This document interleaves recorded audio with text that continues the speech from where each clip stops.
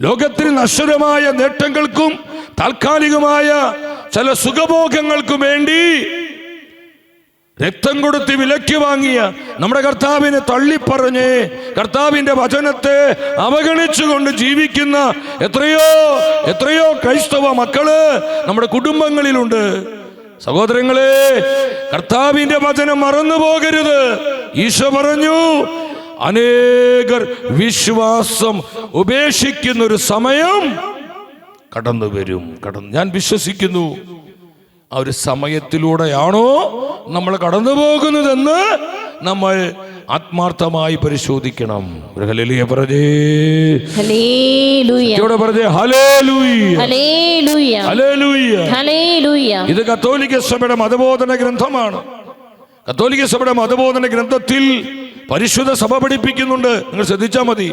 675 ഖണ്ഡികയിൽ സഭ പറയുന്നുണ്ട്. എന്താണ് പറയുന്നത്? സഭ ഒരു അന്തിമ പരീക്ഷണത്തിലൂടെ കടന്നു പോകും. അതനേകം സഭാ മക്കളുടെ വിശ്വാസത്തെ പിടിച്ചുകുലുക്കും എന്ന് പറഞ്ഞാൽ നമുക്ക് നമ്മുടെ അനുദിന ജീവിതത്തിൽ, നമ്മുടെ കുടുംബ ജീവിതത്തിൽ, സഭാത്മക ജീവിതത്തിൽ വിശ്വാസത്തെ പ്രതിയുള്ള ചില പരീക്ഷണങ്ങള്, പരിശോധനകൾ ഉണ്ടാകും.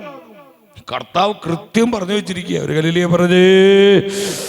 ഉറക്കെ പറഞ്ഞേ ഹല്ലേലൂയ. ഹല്ലേലൂയ. ഹല്ലേലൂയ. ഹല്ലേലൂയ. സഹോദരങ്ങളെ, ഈ വചനം നമ്മൾ മനസ്സിലാക്കുക. വിശ്വാസം എന്ന് പറയുന്നത് നമുക്കറിയാം, ഒരുപാട് നിർവചനങ്ങൾ ബൈബിളിൽ തന്നെയുണ്ട്. കാണപ്പെടാത്തവ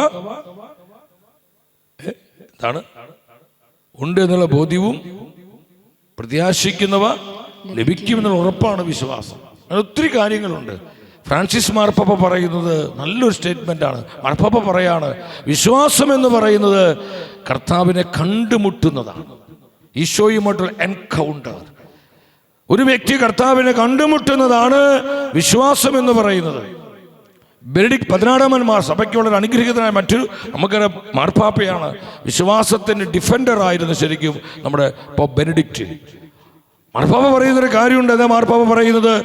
കർത്താവിനോട് കൂടെ ജീവിക്കുവാനുള്ള നമ്മുടെ തീരുമാനമാണ് വിശ്വാസം. ഒരു ഹല്ലേലൂയ പറഞ്ഞേ. ഹല്ലേലൂയ. ഹല്ലേലൂയ. ഹല്ലേലൂയ. ശക്തമായ വാക്കുകളാണ്.